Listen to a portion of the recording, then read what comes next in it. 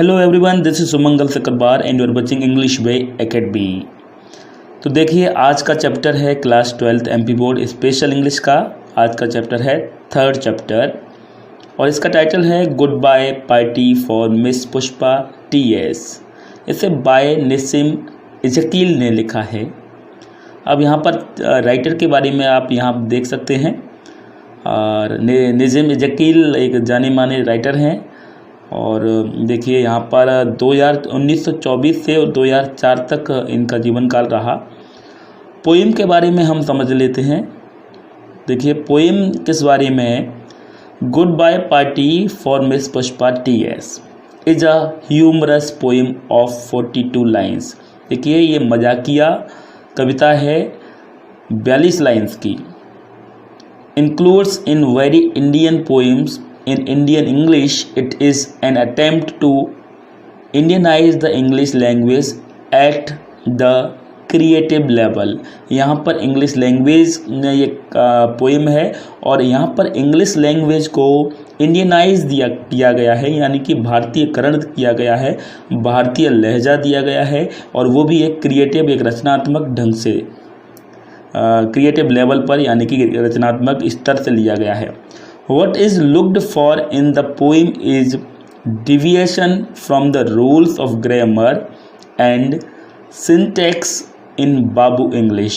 यहाँ पर इंडियन जो दिया है ना, भारतीयकरण इसका पोएम का इंग्लिश का किया है, उसे अलग नाम दिया गया है बाबू इंग्लिश। इस तरह की अंग्रेजी जहाँ पर भारतीय तरीके से अंग्रेजी बोली जाती है, उस इंग्लिश को नाम दिया है बाबू इंग्लिश।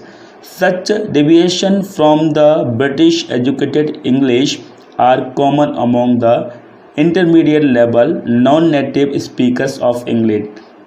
ऐसी जो ये बाबू इंग्लिश का जो वेरिएशन है, ये नॉन नेटिव इंग्लिश स्पीकर जो होते हैं, जो इंग्लिश में अंग्रेजी में विदेश में नहीं रहते हैं और जिनकी मातृभाषा अंग्रेजी नहीं है, ऐसे लोगों में ये भाषा अक्सर इस तरह से बोली जाती है। यानी कि हम जो अंग्रेजी बोल लेते हैं, अंग्रेजी जो थोड़ा बहुत सीख जाते हैं, उसे सीखने के बाद अपने स्तर से उसे बोलते हैं, उसको कहा जाता है बाबू इंग्लिश। यहाँ पर जो ह्यूमरीकरण दिया है, यहाँ पर ह्यूमरस पोइम बताया है, ह्यूमरस इसको जैसे मजाकिया कविता है, तो मजाकिया कैसे भी नहीं, वैसे कुछ ढंग से केवल इंग्लिश के स्तर से ही ये मजाकिया है कविता। इंग्लिश के जो यूज़ किया गया है, बाबू इंग्लिश का जो जिस ढंग से भारतीय रूप से प्रयोग किया गया है, उसी स्तर से ये मजाकिया लगती है। It brings life and language together to comment on the inconsistency of both। यहाँ पर जीवन और भाषा को साथ में लिया गया है। अब देखिए यहाँ पर स्टार्टिंग हो रही है। पहली स्टेंजा है friends our dear sister is departing from foreign. यहाँ पर लिखा है दोस्तों हमारी प्रिय बहन फॉरेन के लिए, विदेश के लिए डिपार्ट कर रही हैं। ठीक है, डिपार्टिंग मतलब जा रही हैं या जाने वाली हैं। डिपार्टिंग फॉर फॉरेन इन 2 और 3 डेज, 2-3 दिन में। एक्चुअल में इस तरह से लैंग्वेज यूज नहीं की जाती है 2-3 दिन में, या फिर सम डेज में यूज़ किया जा सकता है। इन 2 और 3 डेज लिखा हुआ है, तो ये भारतीय स्तर से इंग्लिश बोली गई है। And we are meeting today, और आज हम मिल रहे हैं। देखिए यहाँ पर प्रेजेंट सिंपल का यूज़ होना चाहिए और वहाँ पर प्रेजेंट कंटिन्यूस का यूज़ कर रहे हैं। जिस तरह से आप कोई भी लैंग्वेज इंडियन यूज़ कर देते हैं, किसी भी टेंस का यूज़ कर देते हैं, बस बोलने के लिए भाषा को बोला जाता है। तो यहाँ पर इस तरह से बाबू इंग्लिश का यूज़ किया गया है हर सेंटेंस में। तो friends our dear sister is departing for foreign in 2 और 3 days and we are meeting today to wish her born voyage. वो कुछ 2-3 दिन में जाने वाली हैं विदेश के लिए और हम सब यहाँ पर इकट्ठे हुए हैं उन्हें बॉर्न बॉयज़ विश करने के लिए। यहाँ पर बॉर्न बॉयज़ का मतलब है कि उनको शुभ यात्रा विश करने के लिए हम यहाँ पर इकट्ठे हुए हैं। अब देखिए नेक्स्ट स्टेंजा यहाँ पर दिया है you are all knowing friends. अब इस सेंटेंस को, इस लाइन को देख सकते हैं आप, you are all knowing friends. हमें कहना था, यह सेंटेंस में कहना था कि आप सब जानते हैं दोस्तों, आप सब जानते हैं। तो ये सेंटेंस होता इस तरीके से होता कुछ, यू ऑल नो ऐसे होता, यू नो ऑल ऐसे होता, लेकिन यहाँ पर इस सेंटेंस को लिया यू आर ऑल नोइंग, आप सब जान रहे हैं दोस्तों। तो यहाँ पर कंटिन्यूअस का टेंस का यूज किया है, तो इस तरह से इसको ह्यूमरस रूप दिया गया है। बाबू इंग्लिश का यूज किया है, मतलब इंडियन इंग्लिश का यूज किया है, इंग्लिश को इंडियन लेवल दिया गया है। तो you are all knowing friends what sweetness is in miss Pushpa, आप सब जानते हैं कि मिस पुष्पा में कैसी मधुरता है, कौन सी स्वीटनेस है। अब देखिए ऐसे इंग्लिश हम बोलते हैं लेकिन समझ में हमें फिर भी आ रहा है, इसी तरह से इंग्लिश इंडिया में बोली जाती है। I don't mean only external sweetness, उनने कहा कि मुझे उनके अंदर स्वीटनेस है, लेकिन मेरे कहने का मतलब केवल बाहरी स्वीटनेस नहीं, बट इंटरनल स्वीटनेस, बल्कि अंदरूनी स्वीटनेस, उनके अंदर अंदरूनी स्वीटनेस है, उनके अंदर अंदरूनी मधुरता है। Miss Pushpa is smiling and smiling, फिर से यहाँ पर कंटिन्यूस टेंस का यूज किया है। Miss Pushpa is smiling and smiling even for no reason, miss Pushpa मुस्कुराती हैं और मुस्कुराती हैं ऐसा कहना था, तो स्माइल्स एंड स्माइल होना चाहिए, लेकिन लिखा है miss Pushpa smiling and smiling even for no reason, बिना किसी कारण के भी मुस्कुराती हैं। But simply because she is feeling, बल्कि इसलिए मुस्कुराती हैं क्योंकि वो उस मुस्कुराहट को, उस खुशी को महसूस करती हैं। यहाँ भी इज फीलिंग लिखा है, यहाँ पर भी शी फील्स इट होना चाहिए था। तो यहाँ पर करेक्शन या मिस्टेक्स नहीं देखी जाती। इंडिया में केवल इंग्लिश इस तरह से बोली जाती है कि बस बोलते हैं, सामने वाले को समझ में भी आता है और वो भी सामने वाला हो सकता है उसको गलत बोले, लेकिन दोनों को अभिव्यक्ति की भाषा होती है, इसलिए दोनों को आपस में कॉन्वर्सेशन की लैंग्वेज है, कॉमन लैंग्वेज है इंग्लिश। इस तरह से सारे देशों में इस टूटी फूटी जैसी भी बोली जाती है। उसी तरह से बाबू इंग्लिश का यूज किया है कि किसी भी टेंस को भी प्रयोग किया जाए लेकिन सामने वाले को समझ में आ जाता है। तो ऐसे ही यहाँ पर कंटिन्यूस का यूज किया है मोस्टली प्रेजेंट सिंपल की जगह पर। मिस पुष्पा इज कमिंग, तो यहाँ पर भी होना चाहिए मिस पुष्पा कम्स। देखिए लाइन क्या कह रही है, miss Pushpa is coming from very high family, her father was renowned advocate in Bulsar और Surat, I am not remembering now which place. देखिए यहाँ पर लिखा हुआ है कि वो एक हाई फैमिली से आती हैं, उनके पिता एक जाने माने एडवोकेट थे, वकील थे, शायद बलसर या सूरत में, मुझे अब याद नहीं। देखिए ये सेंटेंस है, मुझे अब याद नहीं। आई डोंट रिमेंबर नाउ होना चाहिए, लेकिन आई am not remember now which place, कौन सा स्थान। फिर से अगली लाइन में कहा है सूरत यस, उन्होंने कहा कि हाँ सूरत ही था। Once only I stayed in Surat, मैं केवल एक ही बार सूरत में रहा हूँ।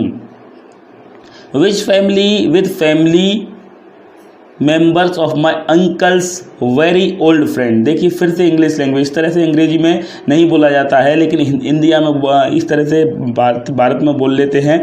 इस तरह से अंग्रेजी में इस तरह के सेंटेंस फॉर्मेशन नहीं होते हैं। लिखा है मैं एक बार सूरत में रहा हूँ with family members of my uncles very old friend, अपने दोस्त के बहुत पुराने, अपने अंकल के बहुत पुराने दोस्त के फैमिली मेंबर के साथ में रहा हूँ। His wife was cooking nicely. देखिए यहाँ पास्ट कंटिन्यूअस का यूज़ किया है, लेकिन पास्ट सिंपल का यूज़ होना चाहिए था।